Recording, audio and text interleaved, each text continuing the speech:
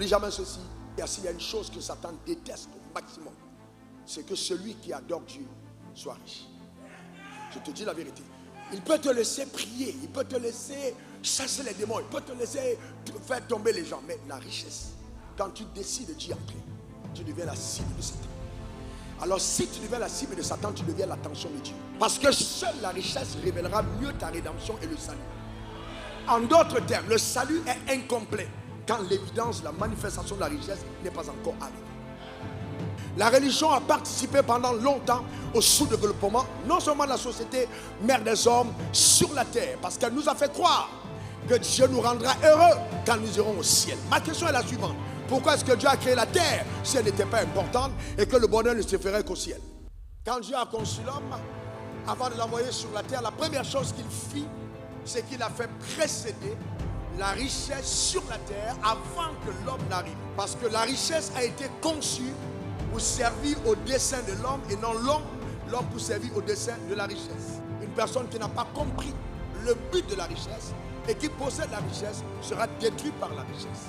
Comment un continent qui détient à lui-même entre 40 et 50% des richesses mondiales peut être pauvre? Le continent africain n'est pas pauvre, il est très riche.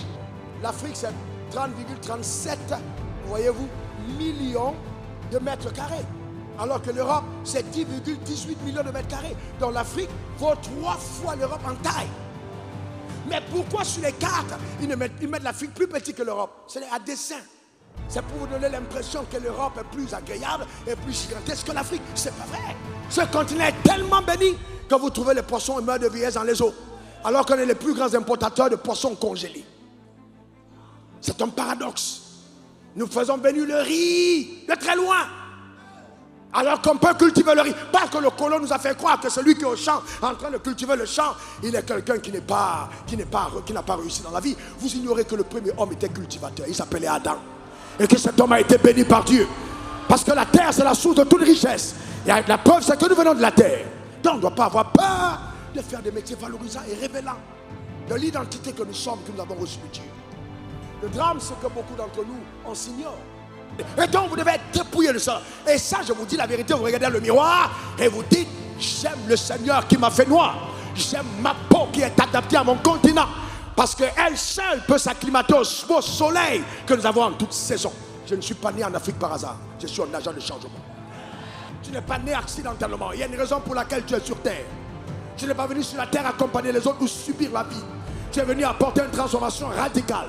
C'est pourquoi ton empreinte digitale ne ressemble pas à celle de ton frère. Dieu t'a créé unique et particulier.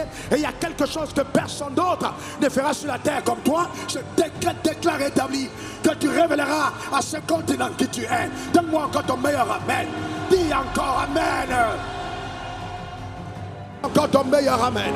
Et ça c'est important. Et ça c'est important. Ça c'est important. La richesse n'a pas été inventée par le diable, mais elle a été créée par Dieu. Et si nous disons que nous adorons Dieu et que Dieu nous aime, pourquoi nous prive-t-il de ce qui est à lui? Car l'or et l'argent appartiennent à Dieu.